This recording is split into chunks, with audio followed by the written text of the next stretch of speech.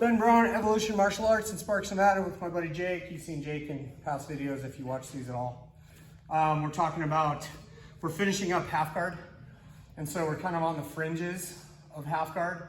I talked about two pathways in the last video. There's an underhook pathway, there's a frame pathway. To me, they're two of the directions you should be looking to go in half guard. And then there's a really cool third option. I didn't really learn this as I was coming up, but once I got it, I'm kind of in love with it now, just because it's so simple. It's deep half, and there's a couple people that teach this. If you go out and look for it, Ryan Hall has some really good stuff on deep half. His version's a little different than what I'm going to teach. I like Jeff Glover's version the best of what I've found. I'm not saying anybody else's isn't good. It's just for me, Jeff Glover's explanations worked really well. So the first one is, you're gonna be in this position, Jake. Put that leg out for me. So first thing in learning deep half guard is what's the position itself. I'm hugging Jake's leg with my legs below the knee right here. I'm underhooking with the near arm, right? And I gotta be above the knee with that. And then I want my head and his hip right here. And I want to be on my edge, and I want to be looking the same direction he is. So that's kind of the version I like. Ryan Hall's, he's hooking here with his foot. There's nothing wrong with that. It's just a little different. To me, this is the simplest explanation. There are people that grab this leg like this. It's a different version, right? It's not wrong. It's just not what I choose to do. Here's why. So now I'm really connected. When I'm teaching this in class, I see people struggling because their head's not connected here. So the ultimate goal is I'm trying to move Jake's center of gravity right here. I'm trying to move it. The way you move someone's center of gravity, which is what you're trying to do in pretty much any time in jiu-jitsu, but specifically in sweeps and takedowns, is you have to be connected. So I can gable grip here. The danger here is him underhooking this arm. This kind of ruins things for me. So a lot of times I don't even use this arm. I don't really need to. I'm gripping here, and then I'm pulling my elbow tight against my body, and I'm really hugging his leg. So do you feel like I've got you pretty good? Yeah. So the first drill I do in this is I just say, move him around. See, I'm just making Jake move. You see, like, I'm moving him. My feet, I can use this arm, but the movement comes from my core. It's all one piece. So once you have that, then the goal is to do kind of what we were just doing, which I'm thinking of, I want to put this knee on the mat right here. So I'm just going to turn like that. All his weight's committed to those hands. If he does that, I can just sneak out the back here. I've got a single leg now. I can do all kinds of stuff with it. You know, I can start dragging him back. I can look to take his back. So when you're doing that and you're making people go forward, right? I'm trying to make you put your knee on the mat and you resist by going backwards, then I just go this way. And you're like, if you're new to this, you're like, can't be that simple. Yes, it can. It is that simple. That's why I like it. Let's scoot this way just a little bit, just so we're a little centered in the frame. Okay. So again, to me, the hard part is getting to here. Once you're here, it feels pretty easy to me. Getting to here can be a little challenging, for sure. Because what happens is, a lot of times, you'll capture the leg, you're like this. So I gotta shimmy myself to get back there. It's this movement. So it's kind of like a hip escape that way. And then I'm connecting my head, and then I want to be really locked in here. You can see how connected I am. Can you get your leg out here? No. Jeff Glover calls this favorite uncle grip. I give credit where it's due. I did not make this up, okay? But imagine if you have a niece or nephew at Christmas, they're 4 years old, they come and attach themselves to your leg. Yeah. Favorite uncle grip. Right? And then you drag them around, you walk around the house and they're stuck to your leg. Yeah, right? This is favorite uncle grip. if you get that grip and they can drag you around, you're connected. That's what you're after, right? So then the next question is, how do we get here? So go side control for me. This is what we were doing in class. So when you're playing with deep half guard, a lot of times I'll just put my hands right here. And this feels very vulnerable, but it's awesome for deep half guard. So Jake, pretty much anybody, if I just lay here like this, they're gonna go mount. And as he goes mount, I capture his leg. So I captured it with my legs below the knee, I underhooked it, and then I just have to slide my head into place, and I'm there. It's crazy how simple that can be, right? You can, let's do it again. So, you know, what I'll do is, instead of having my hand out here like this, because I go back to side control, I'm a big fan of kind of ghost escapes from side control.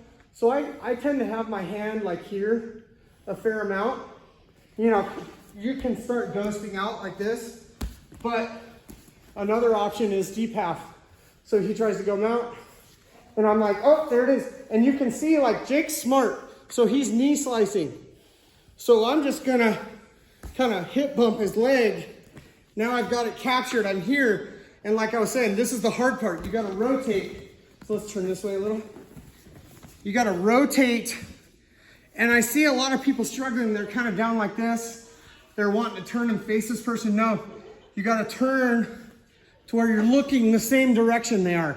This is a weird feeling position at first, but after a while it can be very comfortable. Honestly, there's not much Jake can do here.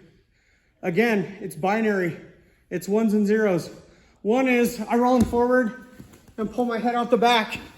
Two is he resists that and I roll him this way and I come up on top and start passing, right? Maybe right into half guard. It's crazy how simple it can be. Let's show one other way. Knee shield. So I'm in knee shield. Let's turn this way a little bit. Okay, so I'm in a knee shield half guard. Jake's trying to flatten me out. So he's giving me forward pressure, right?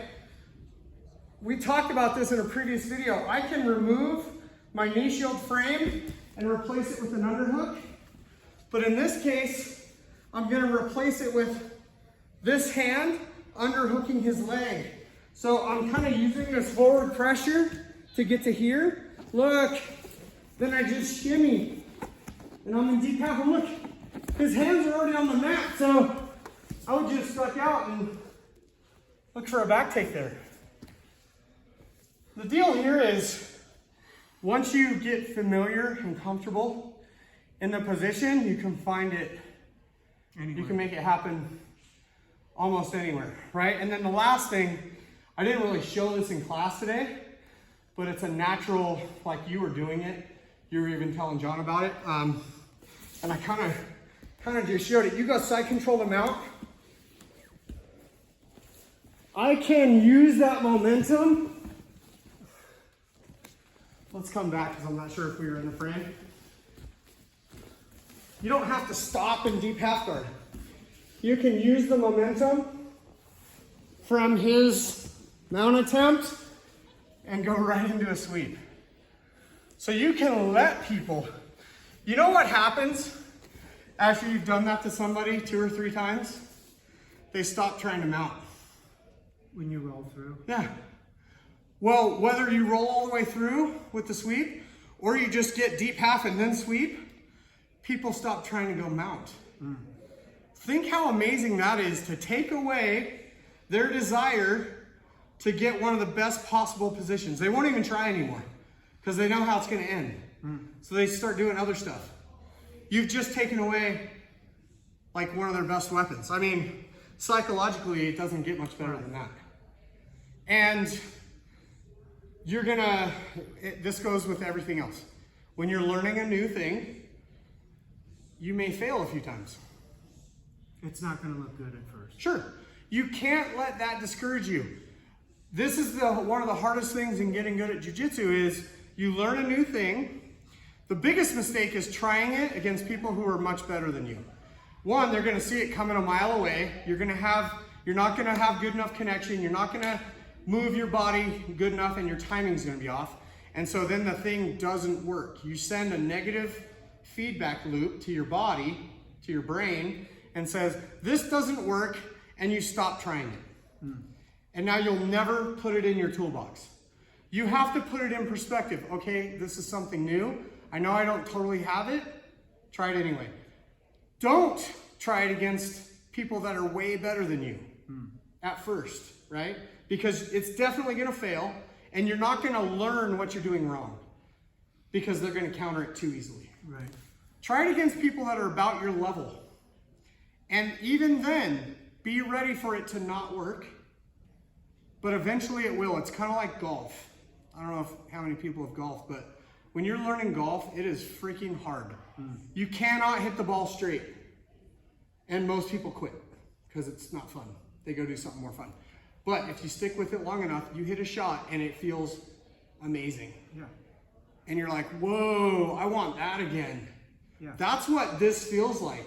When you get this deep half guard sweep, effortlessly, perfect timing, you're like, dude, that's all I want to do forever.